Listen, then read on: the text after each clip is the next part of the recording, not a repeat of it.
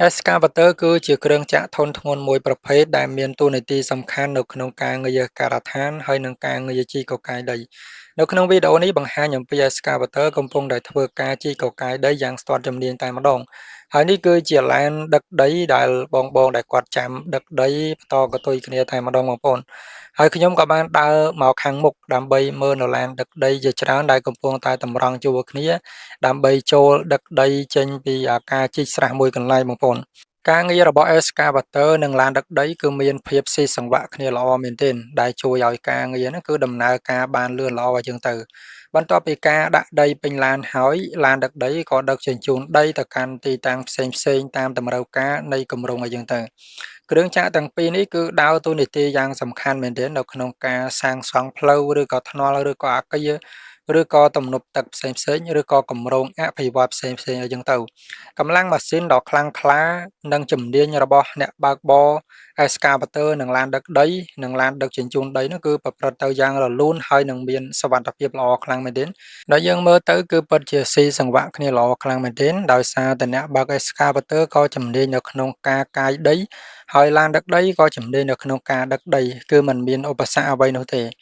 នៅក្នុងការដឹកដីនៅពេលដែលឡានដាក់ដីពេញហើយគឺចាប់ផ្ដើមបើកចេញមកខាងលើហើយបងប្អូនហើយនេះគឺជាឡានជាច្រើនគ្រឿងដែលបានរង់ចាំ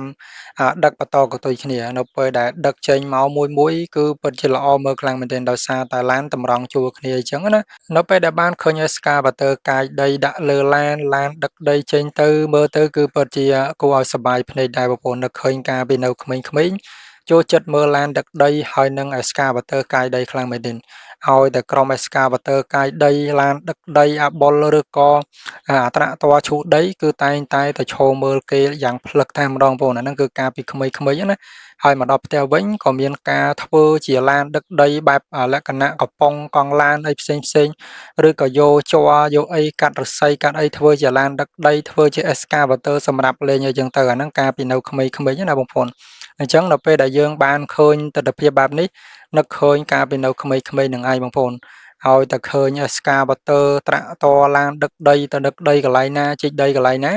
ក៏តែងតែទៅមើលទៅតាមថតដើម្បីបានជាវីដេអូចែកជូនដល់ប្រិយមិត្តពុកម៉ែបងប្អូនបានជាការទស្សនាកម្សាន្តអីចឹងណាបងប្អូនហើយបើសិនជាពុកម៉ែបងប្អូនដែលគាត់មានដីធំអីចឹងណាបងប្អូនគាត់ថាល្អដែរបងប្អូនបើសិនជាយើងកាយស្រះកាយអីដាក់ទឹកសម្រាប់ដាំដំណាំដាំបន្លែដាំអីចឹងណាបងប្អូនពេលដែលចាស់ទៅយើងរកការងារអ្វីធ្វើមិនបានឬក៏យើងខ្សោយយើងមិនអាចធ្វើការងារអីផ្សេងដូចគេបានយើងអាចថាមានស្រះមានអីសម្រាប់ដាក់ទឹកដាំដំណាំដាំបន្លែឬក៏ធ្វើចំការអីចឹងបានណាបងប្អូនក៏ល្អមែនទែនបើសិនជាយើងមាន